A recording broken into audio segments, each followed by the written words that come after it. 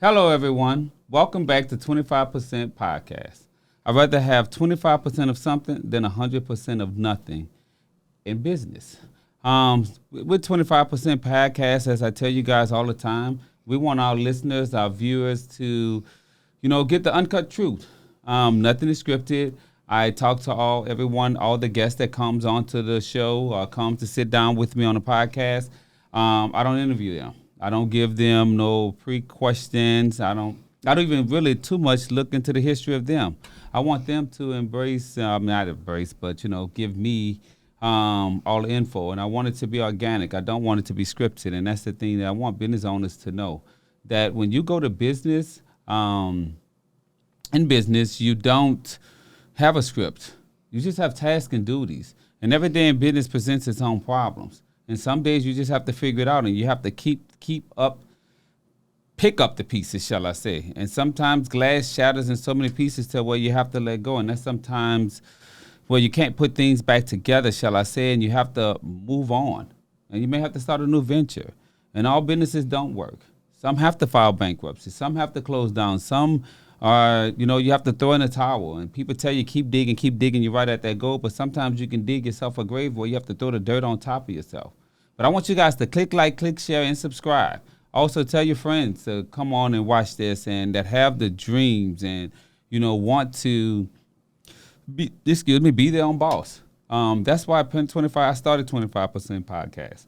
Because everybody wants to be their own boss, but everybody don't understand what it takes.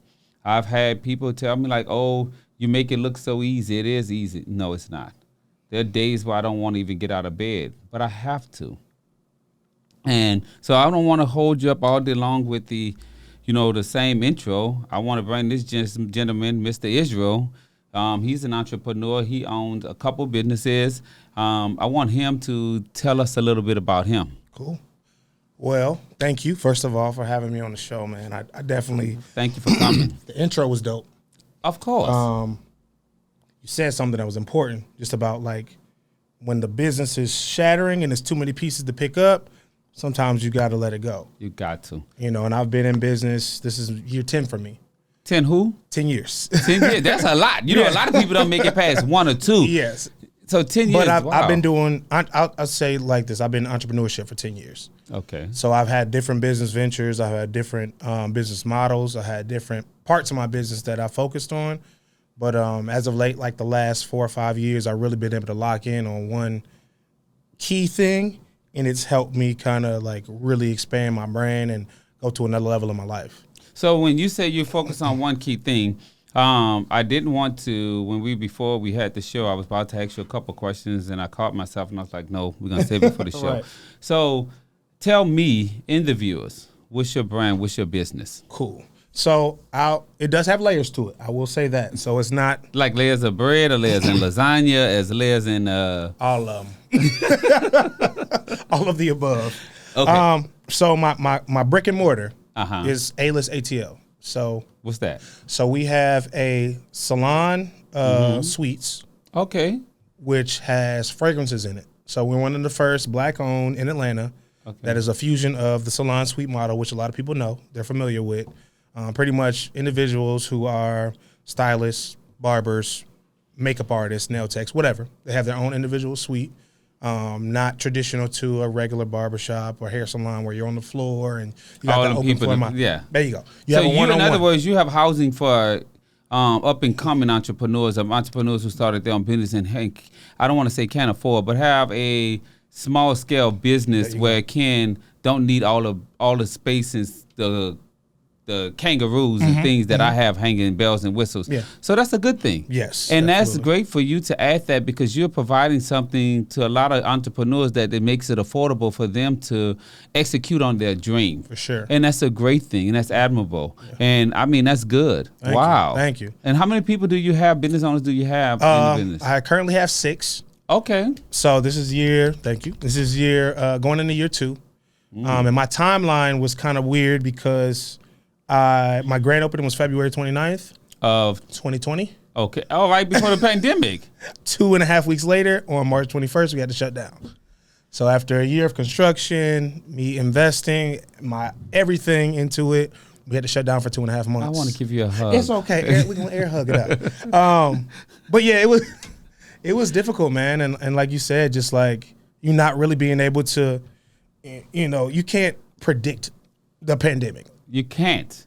It doesn't matter what blueprint you put together. When they say write out a business plan, that's not ever something that's ironically enough. I just said this at a couple prior to this recording. I stated that you can't prepare in your business plan, and I stated that, and that's something that people have to understand, that a business plan to me is just good enough for you to get a loan. But I don't think that that's a Bible you need to live by when you go every day to work. Yes. You have to throw that business plan out the window. Yeah. Honestly. Yeah. Get your loan, get your money, and do what you gotta do, the business plan is like, I tell people, like a college degree. A college degree doesn't make you the smartest. It just shows you're capable of learning. Yeah, you go. That's it. It doesn't make you the greatest at your job. It's just because even if you go to med school for 8 years, you still have to do residency. Correct. You know why? Because that's on-the-job training. Absolutely. So to me, a business plan is not even half of what you really do in the business. And people look at it and think that they can read something and say, okay, well, hey, you're going to be a successful. No. At all. At all. Yeah. And people tell me, and I love to see, and I'm not going to lie, I love to see the people when they're on social media and they're down my timeline, or I got my business plan, my LLC, And it's like, oh. It's like you have a receipt. That's it, literally. No, baby, you just have a piece of paper. I don't even think it's a receipt. I think it's just a piece of paper. Yes. And I think you just something that you just clarified, you just solidified this little name. It's like, to me, a little birth certificate. That's it. Now it's time to raise your child. There you go. And having your business is a lot of work, and you have to put forward, you have to be selfless. Yeah. So you can't be selfish and own a business. Correct. And so I am, like to, backtrack to, prior of you introducing yourself. How did that make you feel when the pandemic hit? And it was like, you got to close your doors, and you didn't put all this money into plumbing, walls, materials, furniture, and marketing, and trying to get this up, and then you hype. So, all right, even before that, and I'll definitely get back to it, but before that, I had so many issues with contractors, so many issues with the state, with the city, permits, licensing. Tell me about it. So, and mine was a shell. I had a shell. So mine was completely empty. I started from scratch. Oh. So mine was literally a blank canvas. I came up with a blueprint, made it do what it do, created something amazing, which originally was called the Exclusive Experience. So we were a full men's grooming spot. So I had manicure, pedicure, facials, massage, everything catered to men. That was my original plan. And I had to pivot after being shut down because people weren't comfortable coming back out. So it's like, I got to figure something out that's going to allow me to, once we get back open, generate money. But also, I built a brand. People know about me, but is that good enough? It's not going to pay the bills just because people know about you. It's not. And I had to be real with myself. Like, okay, we got to adjust the model. So, like you said, that came to you, and like you said, with the business plan, like that came to you that you had to get in and jump in, and it's like, hey, this is where I started, but this is not where I'm going to finish. You got to pivot. And you did what you had to do, and that's a good thing, because a lot of business people, when they start a business and they tell people like, okay, this is what I started, you may want to start out that way, but you need to open your eyes for other options. Absolutely.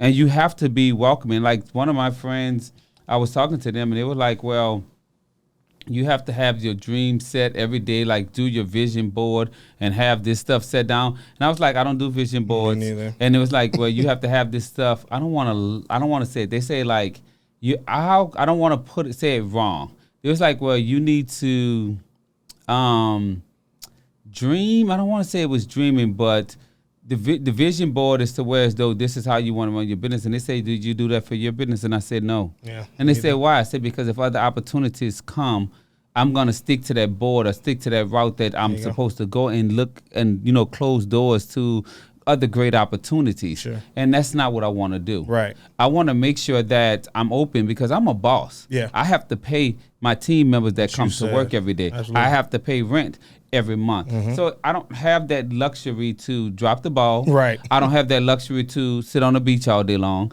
I don't have that luxury to close mind to ideas that can potentially provide more employment for more and secure the employment paychecks for the employees that I do currently have. Agreed. So I find that admirable about you, that you sat down and said, hey, this is not going to work. Right. This is not going to cut it.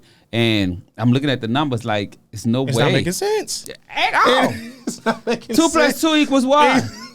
Every time it equals 4, but if it's equaling like 1.5, yeah, we got to go back to the drawing board. And you know what? And I'm glad you went back to the drawing board, because look at you now today. Yeah. So you're successful and you have your business and you're affording people to, have a place to house their business. Correct. So you're essentially a landlord. There we go. So I looked at it like that too, and I brought in a strategic partner who was originally one of my clients. So he came in, he did some mentorship with me, and he was just like, hey, he understood business. He's very successful in his own right. He does real estate, but he was like, hey, you got a situation here. You might not be looking at it like this, but maybe think about it, from this aspect. And once I started applying some of these things, I'm like, this does make more sense. And that just allowed me to really grow. Like you asked, how did it make me feel? It made me feel like this is really business. When the pandemic happened, that was the, when people talk about expect the unexpected and blah, blah, blah, blah, that was one of the moments where I'm like, oh, damn, like it is real. Like I can't just quit because it got hard. But and that's the thing that people fail to realize is that, especially when you've invested so much, you can't quit just because it gets hard. Yeah. Now you can quit because it's not making sense. Correct. You can walk away and start something new because it's just inevitable. It's not. It's just like you're not going to win at this. It's not. You're not doing well. It's not. And I don't think that you should lose your shirt off your back. Right. But did you have a job when this situation happened? No. Oh God. So my job was what I was doing, but I was a barber by trade. So originally I started as a barber. So I was still able to, make money on my own. But again, with stuff being shut down, there was nothing I could do. So you had a barber is a business and it's independent contractor. Absolutely. So how did you handle that? Like everything, all your revenue that was generating is cut. It's stopped. The world says, hey, go apply for unemployment, and I guess that's it. Yeah. Oh, you can get a little PPP loan. Because I had just opened my business. I had opened my business 2 weeks earlier. So I didn't have, when people say, oh yeah, go swap. It don't work like that. You have to show at least a year's worth of, you employing people. This is my first year of business. This is my first month. You didn't want, nobody wanted to be dealing with that, with the headache and scamming and stuff like that. Yeah. So you having to do that, I'm just like shocked, because you're one of the first persons that I know that told me that it affected you. Yeah. Of course, there are other business owners that I've witnessed and not witnessed, but know of or heard of. But to actually sit down and talk to someone that have actually experienced it, like what is it called, sleepless nights? Because I get anxiety quick. Sleepless nights. And on top of this, I was having a child. Congratulations. Thank you. Boy or girl? A little girl. This is my second little girl. So baby, you just I had a pandemic baby. You had a pandemic baby, or you had a pre-pandemic baby? She was born, she was supposed to be born Juneteenth of 2020. She ended up being born on the 20th of June. Oh. So literally in the heart of that other side of the pandemic. That's more pressure. What pressure? So got a new child on the way. So even if I wanted to do hair cutting, or if I wanted to do barbering, my girl was like, hey, we got a baby on the way. I don't know what's going on outside, but you definitely not about to go out there. So what I will say, one of my saving graces, I had an investor who was the chief investor at that time, which is able to do, some floating, but it's like the business needs something every single day. So even twice on Sundays. So even in early Monday morning. The worst on Monday morning. So even with, investment money, it's still like, it don't matter, because I'm doing stuff to take care of the staff. I'm sending them money through the pandemic because they don't know what's going on. They're asking, hey, what's happening? But because I want them to come back when we do open back up. Yes. I don't want to leave them on stuck. So it's like your expenses just went through the roof, and nothing was coming in. So it's like somebody took a pair of scissors and cut a hole in your pocket. Correct. But I'm a hustler. So I started doing product kits. I was doing virtual training. I do education. So I was still bringing in So, money. baby, you did what Mama said. You just shook your money maker. You got to do what you got to do. You got to do it. You got to do what you you got to do. take that. You got to just take this and you just got to go for what you know. That's it. Just go for what you know. It. Yeah. Okay. And I allowed it to really help me still create the brand recognition, also value during that time. So when, you know, people were able to come back out, I was the main person because like, yo, I've been watching you through the whole pandemic. I've been trying to pick up different tips on how to groom myself at home and da-da-da-da. Now that I can come back out, I'm going straight to you. Oh, and that's something I didn't learn when I was inside. When I was inside of using gym. Baby, I was in, baby, I, like and I'm saying my baby, like because I'm from New Orleans, you guys. I was born by the river, yes, I was born, I'm originally from New Orleans, not New Orleans. New Orleans, no. Okay, no, and I am, some people just, it's the Saints are down there, and they've got, I live here with the Falcons, so I have 2 godsons, and they both are, one is their rivals, so one is a Saints fan, one's a Falcons fan. I just probably gonna get me a jersey cut in half and just love my babies and hug them together. There you go. But I mean, so I lost my train of thought on that. Just that's how it works. It is. It does. If you get distracted easy, and people be telling me, they was like, okay, I text you. Sweetie, I promise you, you're not the only one that texts me. Don't take it personal. Don't take it personal at all. And not only that, I get which is good. I'm not complaining, but I may get 40, 50 calls a day. Yeah. Which is good. And then I have my staff, my team. I don't like to call them staff. Yeah. And if you guys can, try to call your employees team members, because you guys are in it together. You're in it to win it. Like you said, hold on real quick. I had an acronym, and I had shirts that said team. Your nails are divine. Thank you. Together, everyone achieves more. Okay. I like that. And I literally used that mantra to be able to build what I have now, just because I knew team is important. I've always played on team sports, and a lot of people go into entrepreneurship thinking that, I'm a boss, I don't need nobody. No, if you don't have a team, you're going to lose, period. And the thing about this with people, when they feel that they can do it all themselves, I'll tell you this, and it's the best advice for anybody that wants to think that they can do it and stick their chest out, their breasts out, their arms out, their shoulders out, your legs out, your neck out. You can roll it all you want to roll it, but you can't work on the business and in the business at the same time. You will not be successful. Correct.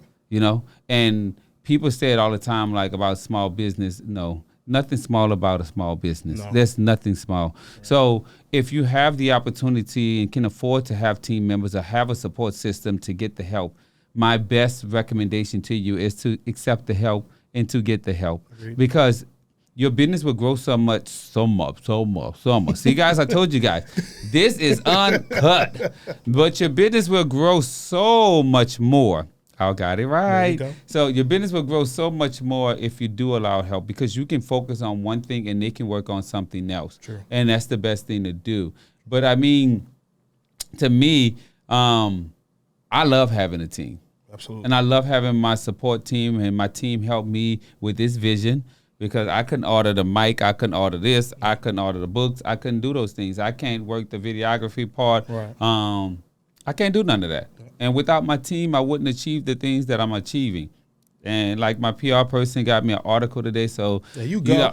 That stuff I couldn't have done myself. Correct. And that's something that people need to understand too, to get you a good PR person. Don't get the ones that want to charge you $500 or $1,500 a month and tell you they're going to go stand before someone and give a speech. That's not what you need. Right. You need someone to put you out there and help you get that exposure and be there for you and help you to go above and beyond, and it's just not that, but they can leverage their connections to help you.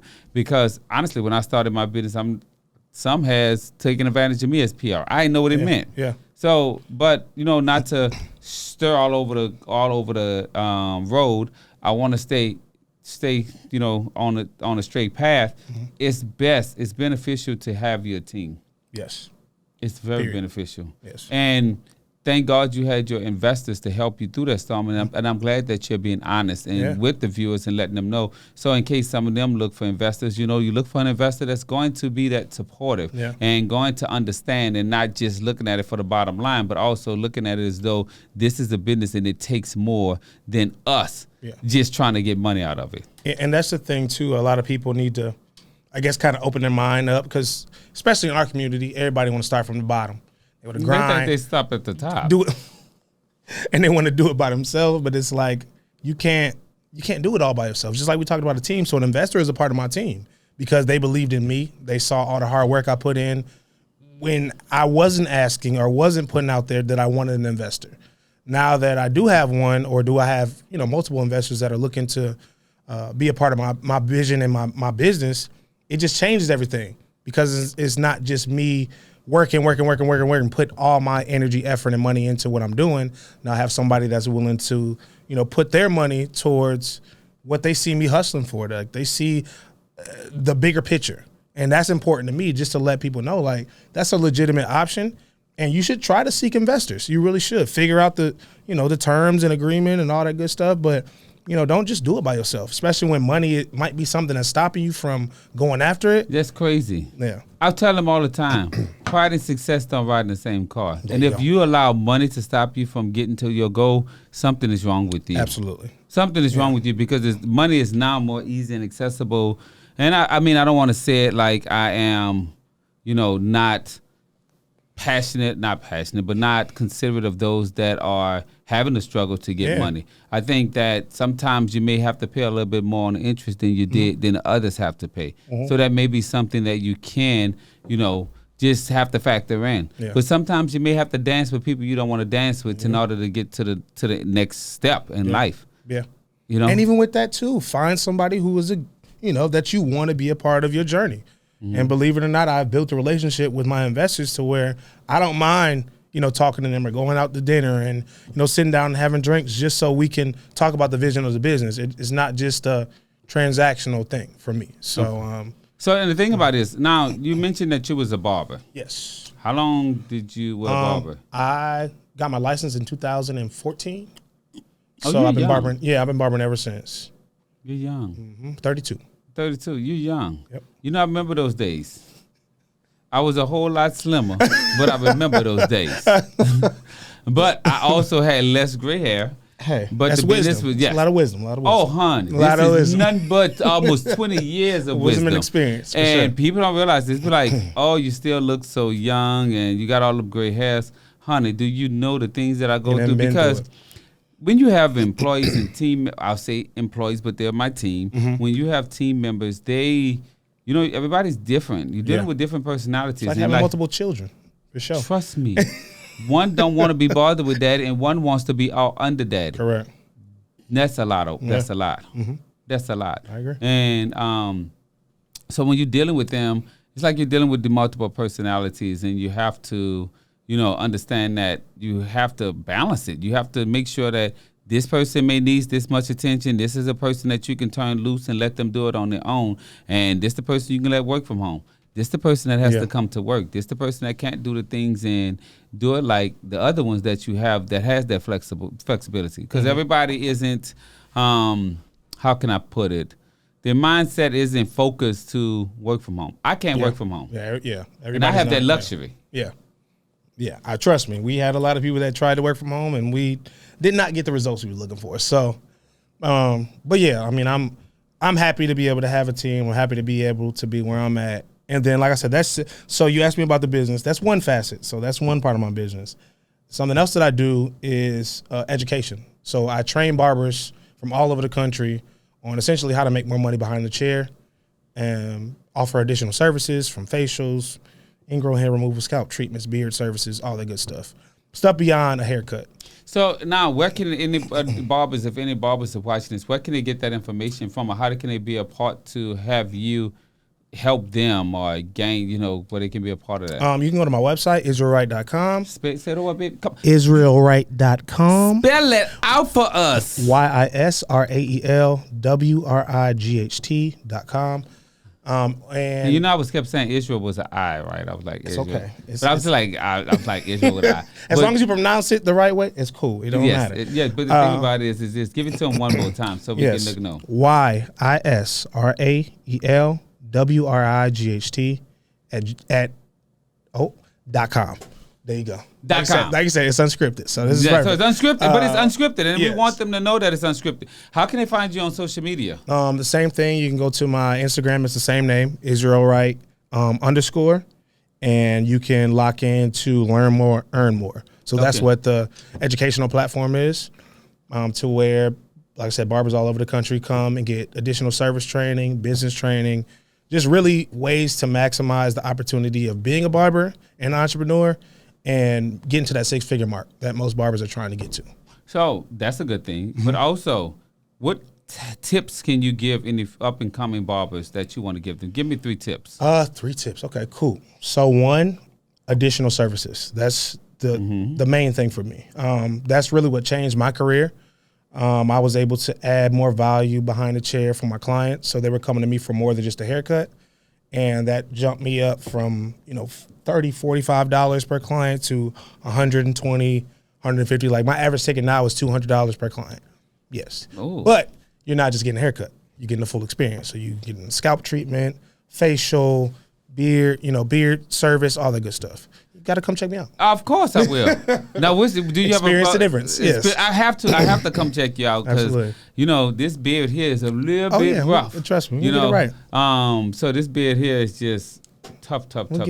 Yes, I need it. So I would like to come over and after the podcast and schedule an appointment to come over there and get this experience. Now y'all know I'm gonna tell y'all if it's high experience it is. Hey, I'm gonna tell y'all. He's not gonna be the same. Trust me. Now I'll be up in there and I'm gonna be like, ooh la la la. Exactly. That's how you're supposed to live. You're supposed to. So yes, and probably we can get with the team and maybe we can even do like a little taping of it and come get the experience and so we can do a taping and a little clip. Absolutely. Because I think that'll be amazing. I would love to come do that. We'll set it up. If I can get it done by the time this is posted, guys, I'll put a clip of it on there. If I can get over to him before this is posted and get it to the videographer team too. Y'all guys know this. I have a team because y'all know these hands ain't doing that. So I'm going to try to see if I can get over there between the meantimes. And if it is, if we do, not for... but no promises. If I can, I'll try to put it at the end of this video, and add it on and show you guys my little experience that I came over with Israel. And where are you located at exactly? I'm in Grant Park, so I'm right in the heart of the city. Oh, you downtown? You're bougie. A little bit. You're bougie. I'm in a new development, and it's called the Beacon, Atlanta. Very nice. A bunch of black-owned businesses. We got Atlanta Inc. We have Cynthia Bailey's Wine Shop. We have Pen and Prop. A bunch of dope, new, up-and-coming black-owned businesses that are in one development. So it's definitely an area you want to come to check out because it's like a Ponce City Market, but a black version of it. I like Ponce City Market though. Yeah. And I like and they have a lot of black-owned businesses there too. No, I'm just saying I like Ponce City Market. I have fun there. I go to the rooftops. The rooftops with us. Y'all gonna be killing me for this episode because I'm just saying plural words when it's supposed to be singular. My grammar's all over the place. I can't execute any words out. So you guys are gonna let me have it, and that's okay. But you guys know one thing about it is that I'm gonna be true to my word and I'm gonna be genuine with you guys and I'm gonna give you the uncut truth. And that's what 25% is. We want the uncut truth because we feel. And myself feels, and my team and I feels that you guys need the truth. And I see business owners that struggles a lot, and they don't know what to do. And some of them go into their 401ks, and they go into their other retirement vehicles, and they want to refinance their homes to do these type of businesses. And it takes a lot of work. It does. It takes a lot of resources. And so instead of taking your retirement, understand, study the business. But you said you have always been, so I'm going to bounce. As y'all know, I do bounce around. But you said, I want to make sure we get everything out from you. How did you brand your business? So originally, like I said, it was the exclusive experience. And I played off my name, which is Israel. And then. That's your real name? That's my real name. And I branded myself as exclusive. I like that. Thank you. So I kind of used that to get myself in spaces that were more exclusive. I offered exclusive services. So it was and then the exclusive experience. So I was providing services that most people weren't. So that really made me more of like a high-end luxury type of experience. So you're like Chick-fil-A? No, I would be like the Ritz. I worked for the Ritz many years ago. Yeah, I would be like the Obviously, the customer service at Chick-fil-A is top tier. But that's what I'm saying, because you gave the Chick-fil-A. I had some chicken tenders from them yesterday, and it was the bomb. There we go. That was my first time ever eating them. Really?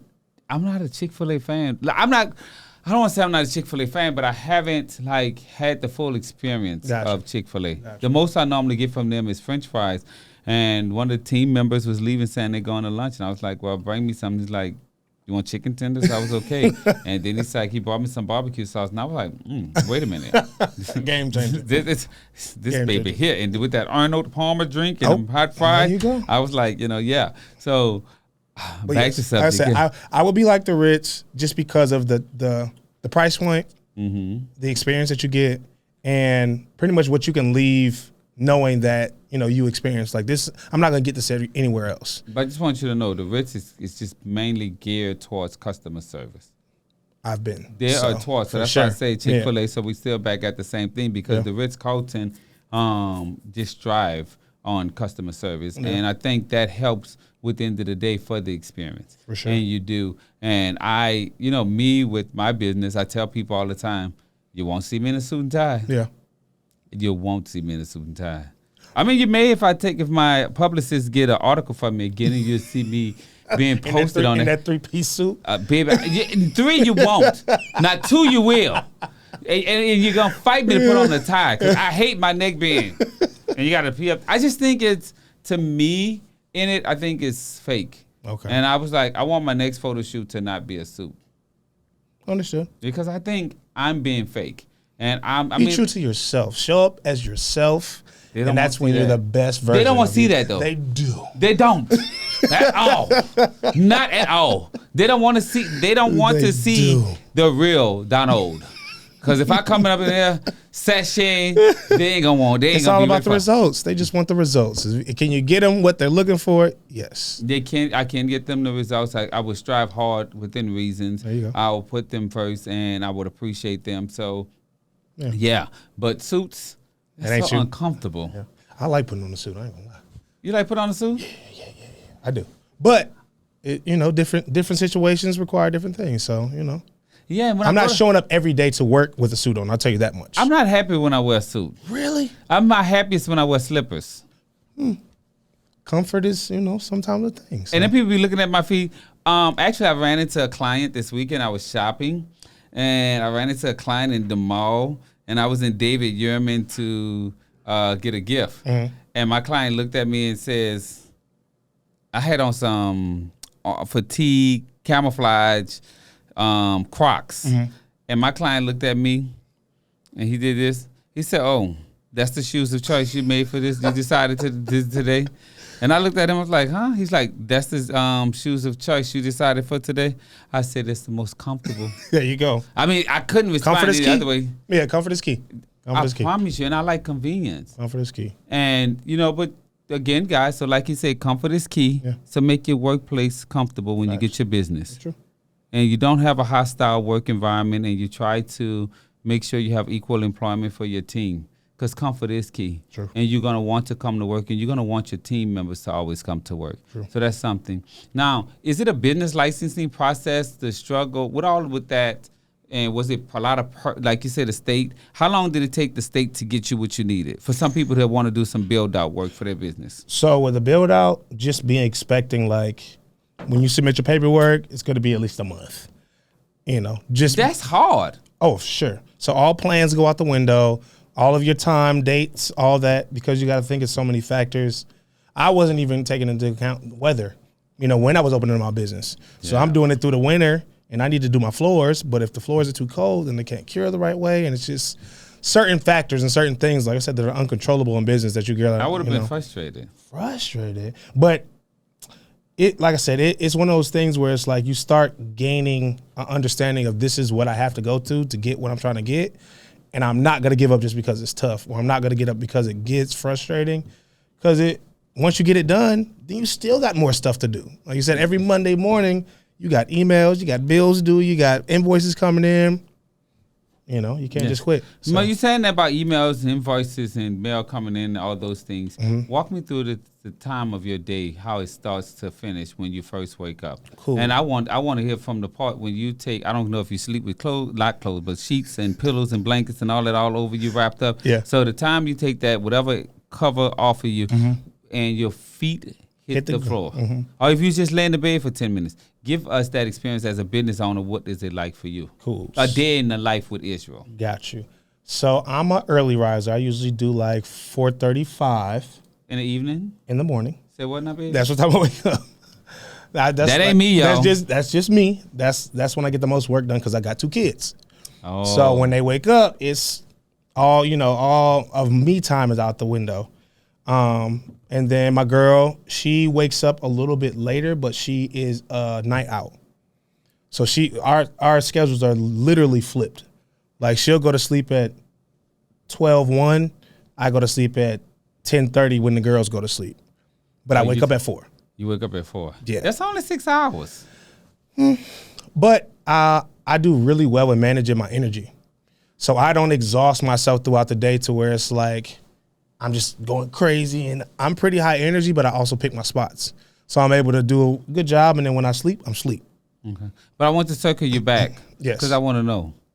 When your feet hit the floor, or what you do when you get to bed, walk me through that day. Cool. Take me down that lane. Got you. Because I'm going to bring you back. There we go. Bring me back. So hit the floor. Usually I might do a little 10-minute in the bed. Definitely pray when I wake up. Next thing is emails, Instagram. Just check my DMs, send out my texts for the morning. And then I'll probably go downstairs, make some tea, get my little time to myself. No wash the face, brush the teeth. I ain't got there yet. So after I do. Well, I understand that he got to drink the tea before he brush gotta the teeth. Gotta get my tea. After I do that, like I said, I have a little, probably like 30 minutes to myself, do what I need to do, kind of get my mind right. Probably around like 7, just depending on if I have to take my daughter to school or not. We'll get ready. We'll head out.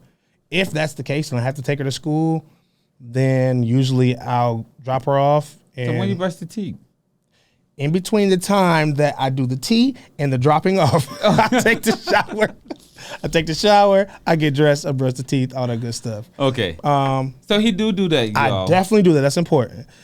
Yeah. So I'll do that. Then we will go from maybe 8 or 9 o'clock in the morning. If I'm not at the shop, pretty much doing management or whatever the case may be. If I don't have an appointment, then I will be doing just back end work. So catching up with the books, making sure that the employees are where they need to be or the team members are in place, making sure that we have a accountability for the day, just pretty much figuring out. So that's a good thing to have, right? Absolutely. Yes. So give advice to the listeners if they're having a business and they need, should they do with their team? Give them what? Accountability. So we have accountability forms, and this is a little secret. I shouldn't even be telling y'all this, but we give accountability forms to our team, and this pretty much holds them to whatever their task is for the day, to where they're writing out, hey, I got this done. I called this person. I got this done. So you can really see throughout the day what they're really doing. So is that digital or that's handwritten? Well, we did both. We have handwritten. It just depends on where you're at. If you're working remotely, you'll do a digital. If you're in person, you do a hand. But it helps a lot because we're able to see, what people are actually getting done throughout the day, where they're missing, where they're excelling. And then after that, at the end of the day, we can have a conversation about it. And that's pretty good. Yeah, so it helps a lot. What do you do throughout the day? It just depends on my day. My day is crazy. So I do classes, like I said. So I might be doing calls, consultation calls. I might be setting up classes. I might have an appointment. I might be in a meeting. I still have daddy duties, so that I might be tumbling with my daughter. It just depends. It really just depends on how I might be on a date with my girl. It just kind of depends on how it all plays out. That's a good thing. Yeah. And I appreciate you coming, but I want you to, is it something you want to tell everyone, any information you want to get into the listeners and the viewers? Yeah, just, if you're considering being an entrepreneur, just understand it's not going to be easy. And this is not something that you just are born with. I really feel like it's something that you develop over time. You acquire a lot of new knowledge. And I think you'll be as successful as you really want to be. So whatever you're willing to sacrifice, whatever you're willing to give up and change about yourself, there's a good chance that you're going to benefit from that. Because a lot of the habits that you have some of that stuff is holding you back. Actually, a lot of the stuff is holding you back. Yeah, and people don't realize that habits can hold you back in the company you keep. Yes. Y'all heard what I said, huh? You got to change your circle. Change the company you keep. Yeah. And when we was kids, my mother used to always tell us that you can't hang around with certain people. Mm-hmm. I didn't understand it then until I got grown. Yeah. Yeah. That's when the moments are like, just keep living. Keep living. And you'll see. Keep waking up and saying good morning. Yeah, keep living and you'll see it. So I would definitely say that. That would be something I just want to leave people with. And thank you for coming. And guys, I appreciate it. There I go with the But I want you all to click like, click share, click follow, listen to the podcast. And those that have been with me from the beginning, I want to thank you. And those that just came on aboard, I want to thank you. You guys got to realize that, being in business takes a lot of work. But you got to understand that having 25% of something is better than having 100% of nothing. And that will help you with that mindset grow your business. And so no but now it's a lot of ands. So I want you guys to have an amazing day. Go out there and kill it. Contact me. My office number is 770-964-4100. Click like, click share, follow. Okay? Click like, click share, and follow. And also, I want you guys, if you have any questions, I'm going to create an email address because I think you guys need to go ahead and start sending in some topics and questions and things that I need to do for you all and help. Because what I want to do is those that are sticking with me and those that want to learn here, I want to go out and get the information that you need and the type of business owners and stuff that you need.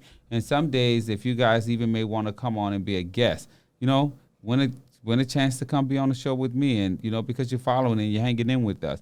And you can get free advice. I'll use that time to, provide free advice to you. But, I appreciate you all, love you all. I don't care if it's 2 or 1 or 3 or maybe even 4. But however many I got or however many people that are on this journey with me, and we're only going up because I promise you guys I won't allow it to go down. So I want to thank you all. Mr. Israel, I really appreciate you taking your time. Thank you. Coming out. I am elated on how, so happy and excited for you to the type of boss that you are, and you don't give up. When it gets tough, you keep swinging and you just go harder. Look like you're giving Mike Tyson's jabs in the 4th round. You got to. You got to. Yes. Well, I want you to have a safe day and enjoy. And guys, I'm out. Click like, click share, and follow. There we go.